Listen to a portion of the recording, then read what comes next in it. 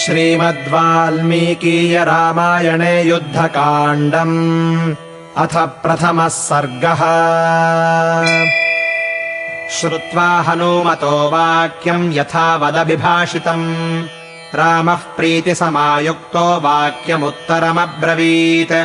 कृतम् हनूमता कार्यम् सुमहद्भुवि दुर्लभम् मनसापि यदन्येन न शक्यम् धरणीतले। न हि तम् परिपश्यामि यस्तरेतमहोदधिम् अन्यत्र गरुडाद्वायोरन्यत्र च हनूमतः देवदानवयक्षाणाम् गन्धर्वोरगरक्षसाम् अप्रधृष्याम् पुरीम् लङ्काम् रावणेन सुरक्षिताम्।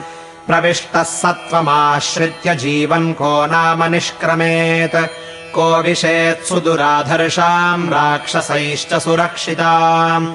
यो वीर्यबलसम्पन्नो न समस्याद्धनूमतः भृत्यकार्यम् हनुमता सुग्रीवस्य कृतम् महत्।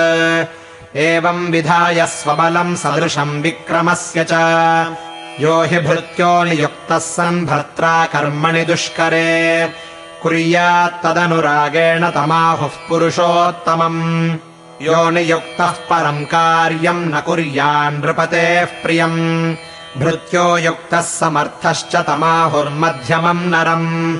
नियुक्तो नृपतेः कार्यम् न कुर्याद्यः समाहितः भृत्यो युक्तः समर्थश्च तमाहुः पुरुषाधमम्।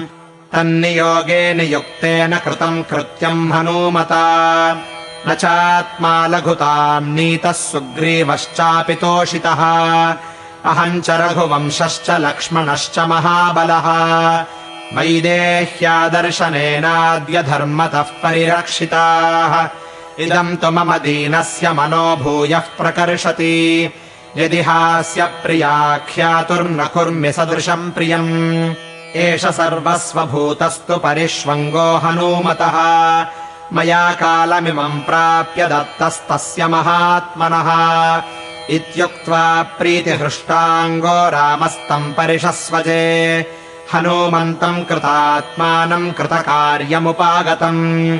ध्यात्वा पुनरुवाचेदम् वचनम् रघुसत्तमः हरीणामीश्वरस्यापि सुग्रीवस्योपशृण्वतः सर्वथा सुकृतम् तावत् सीतायाः परिमार्गणम्। सागरम् तु समासाद्य पुनर्नष्टम् मनो मम कथम् नाम समुद्रस्य दुष्पारस्य महाम्भसः हरयो दक्षिणम् पारम् गमिष्यन्ति समागताः। यद्यप्येषु तु वृत्तान्तो वैदेह्यागदितो मम समुद्रपारगमने हरीणाम् किमिवोत्तरम्।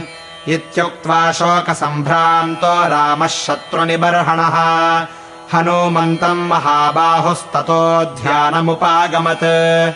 इत्यार्षे श्रीमद् रामायणे वाल्मीकीये आदिकाव्ये युद्धकाण्डे प्रथमः सर्गः।